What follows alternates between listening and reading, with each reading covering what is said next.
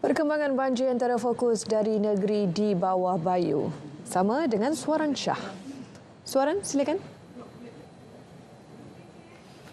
Ya, Ifah, jumlah penduduk terjejas banjir di 5 daerah terus mencatatkan peningkatan. Setakat 4 petang tadi, 4,458 penduduk daripada 1,505 keluarga ditempatkan di 22 pusat pembinaan sementara PPS. Berdasarkan infografik Jawatankuasa Pengurusan Bencana Negeri, Tenom mencatat jumlah penduduk paling tinggi dengan 2,406 orang, membabitkan 795 keluarga. Jumlah penduduk dipindahkan di 11 PPS ini dijangka terus meningkat. Di Beaufort, jumlah penduduk dipindahkan meningkat kepada 1,231 orang daripada 384 keluarga. Manakala di Sipitang, 421 penduduk daripada 176 keluarga kekal berada di 3 PPS. Sementara di Membakut, 321 orang daripada 125 keluarga berlindung di 2 PPS. Di Suk pula, 76 penduduk kekal di PPS Dewan SLDB Dalit Gana.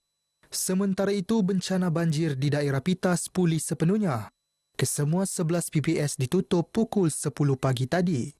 Pengisytiharan dibuat Pengerusi Jawatankuasa Pengurusan Bencana Daerah Asdi Alias Muhammad Faizal Husin. Kerajaan negeri akan menyemak status dan mendapatkan maklumat terperinci daripada Kerajaan Persekutuan mengenai projek tebatan banjir di Membakut selepas kajian projek tersebut siap sepenuhnya. Menurut Menteri Kerajaan Tempatan dan Perumahan, Datuk Dr. Muhammad Arifin Muhammad Arif, perkara ini menjadi fokus utama pihaknya dalam menangani isu banjir di Membakut. Tinggal kita ingin follow up kepada apa yang telah diumumkan oleh Kerajaan Pusat sebelum ini. Dan ini yang akan saya sendiri akan bersama-sama dengan pegawai daerah untuk menyusul kembali perkara ini. Ini menjadi salah satu perkara yang akan saya jadikan agenda utama daripada Hulu Membakut. Beliau ditemui ketika melawat penduduk terjejas banjir di PPS Dewan Kesenian Islam Membakut. Sebelum ini, Menteri di Jabatan Perdana Menteri Sabah dan Sarawak, Datuk Mustafa Sakmut memaklumkan Kerajaan Persekutuan akan meneliti pelaksanaan projek tebatan banjir, terutama di kawasan sering dilanda banjir. Langkah ini sebagai pendekatan jangka panjang untuk menangani bencana banjir yang semakin kerap berlaku. Dalam pada itu, Datuk Arifin yang juga adun Membakut memberi jaminan kebajikan penduduk terjejas banjir yang ditempatkan di PPS sentiasa terjaga bagi memastikan mereka tidak berasa dipinggirkan sepanjang berada di pusat pemindahan. Antara keutamaan diberikan termasuklah penyelarasan bekalan makanan. Selain aspek kesihatan dengan menekankan pemakaian pelitup muka susulan peningkatan penyakit TB di Sabah. Mereka yang terlibat di PPS ini akan dibekalkan dengan pelitup mulut yang mana ini sangat penting kerana akhir-akhir ini kita ada takut tular penyakit TB dan ini juga menjadi satu perkara yang diambil berat oleh pengurusi bencana kita. Saya harap mereka yang terlibat di dalam PPS ini mematuhi apa yang telah kita minta mereka laksanakan. Beliau turut meminta Jabatan Pendidikan Negeri melaporkan kerosakan sekolah akibat banjir yang memerlukan penggantian segera. Langkah berkenaan bagi memudahkan permohonan bantuan kewangan melalui Tabung Pendidikan Negeri Sabah. Usaha meringankan beban penduduk terjejas banjir di Dun Melalap terus dipergiat.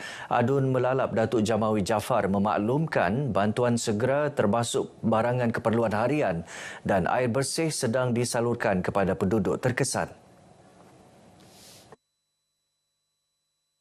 Agihan bantuan dilaksana dengan kerjasama Pejabat Daerah Tenom, Angkatan Pertahanan Awam Malaysia, Jabatan Bomba dan Penyelamat Malaysia dan Jabatan Kebajikan Masyarakat. bagi memastikan proses agihan bantuan berjalan lancar. Bantuan susulan juga akan diberikan merangkumi kerja-kerja pembersihan kediaman dan pembaikan kerosakan infrastruktur. Sebagai pemimpin di kawasan ini, saya amat bersimpati dengan keadaan yang berlaku. Ini adalah kali ketiga untuk tahun 2026. Jadi bukan mudah untuk mengalami dan juga menghadapinya. Bukan sahaja bila mangsa-mangsa banjir, tetapi juga petugas-petugas kita yang begitu berkomitmen yang tinggi untuk membantu masyarakat. Beliau ditemui selepas menyantuni penduduk terjejas banjir di PPS Dewan Seri Panglima Antanom dan PPS Dewan SJKC Chung Hua. Penghargaan dizahirkan kepada Jawatankuasa Pengurusan Bencana Daerah serta anggota keselamatan yang membantu proses pemindahan penduduk terjejas ke pusat pemindahan. Sebanyak 27 sekolah di 6 daerah terjejas banjir ditutup setakat ini. Ia melibatkan Sekolah Bawah Kendalian PPD Beluran, Tenom, Pitas, Sipitang, Beaufort, Papar dan PPD Tawau. Penutupan operasi sekolah dilaksana berikutan paras air yang semakin meningkat. Selain keadaan sekolah yang tidak selamat untuk menjalankan sesi pengajaran dan pembelajaran.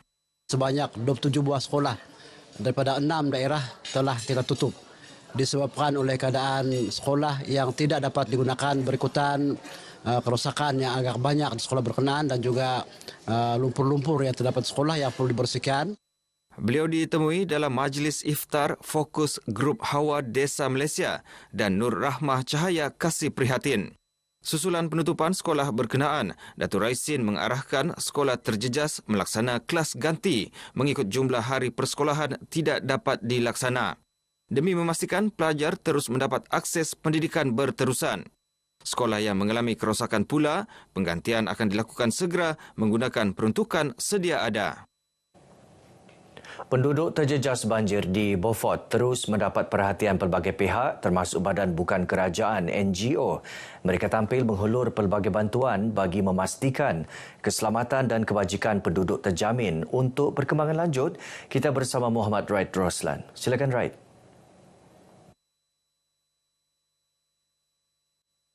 Baik, terima kasih Suaran. Saya kini berada di pusat pemindahan kekal Selagon Beaufort yang mula dibuka pada 25 Februari. Dan bersama saya ketika ini, sebuah pertubuhan bukan kerajaan NGO, Ketua Kembara Kitchen Sabah, Stebiani Ginadus yang turut berada di lapangan membantu mangsa banjir. Baik Puan, apakah bantuan yang disalurkan oleh pihak NGO kepada mangsa di PPS ini? Terima kasih. Jadi hari ini kami datang untuk menyalurkan sedikit bantuan dari segi makanan, iaitu seperti instant cup noodle. Kami juga ada membawa sedikit biskut dan juga produk kepada organisasi kami, iaitu Hero Meals. Kami juga ada memberikan bantuan daripada segi kelengkapan peribadi seperti toala wanita, pampers dan juga diapers. Baik Puan, mungkin apakah keperluan mendesak mangsa ketika ini yang memerlukan sokongan segera? Pada ketika ini, mangsa-mangsa semua memerlukan seperti air dan juga makanan lah. Daripada segi lain seperti berus gigi itu semua yang basic-basic punya lah. Yang memang kelengkapan memang terdesak ialah makanan dan juga air mineral. So Puan, mungkin sedikit harapan dengan bantuan yang disampaikan ini lah. Harapan saya semoga bantuan kecil kami ini dapat meringankan sedikit beban kepada mangsa yang terjejas. Terima kasih. Baik, terima kasih. Sekian laporan dari Beaufort. Muhammad Raid Roslan kembali ke studio. Baik, terima kasih Raid. Musibah banjir menjadi ujian berganda buat umat Islam, terutama mereka yang dipindahkan ke pusat pembinaan sementara PPS. Antaranya di Tenom apabila beberapa kampung dinaiki air susulan limpahan Sungai Padas dan Sungai Pegalan, memaksa penduduk berlindung di PPS dalam bulan Ramadan. Duli Simon ada perkongsiannya.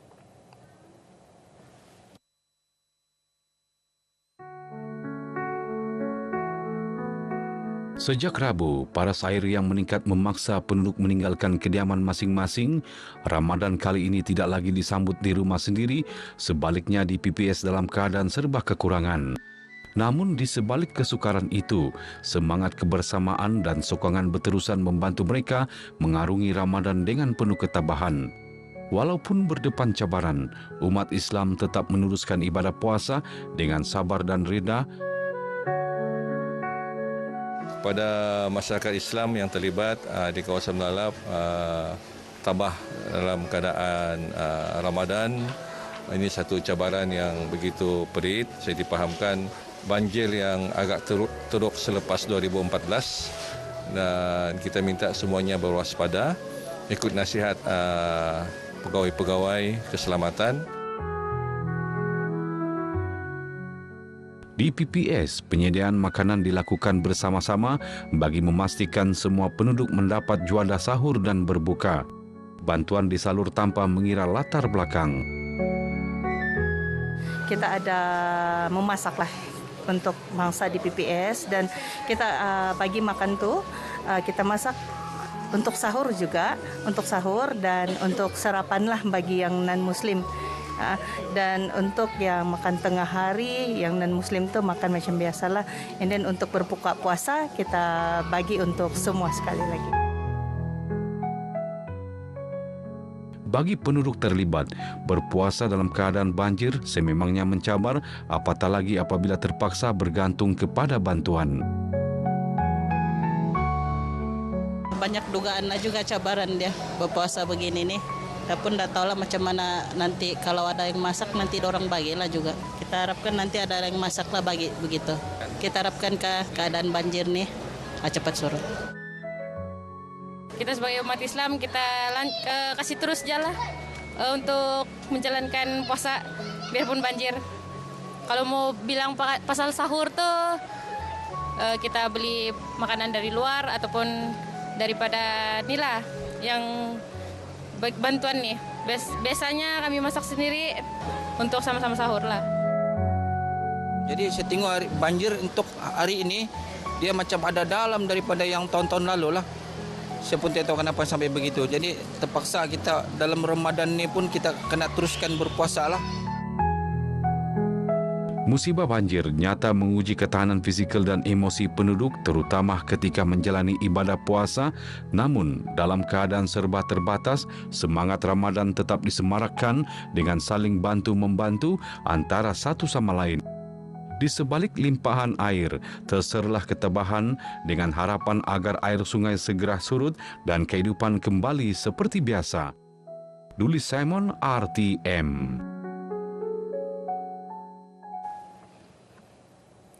Baik saudara, sekian perkongsian dari Negeri di Bawah Bayu. Kembali bersama Ifa untuk lebih banyak perkembangan semasa dalam negara. Salam Malaysia Madani. Silakan. Baik, terima kasih Suaran.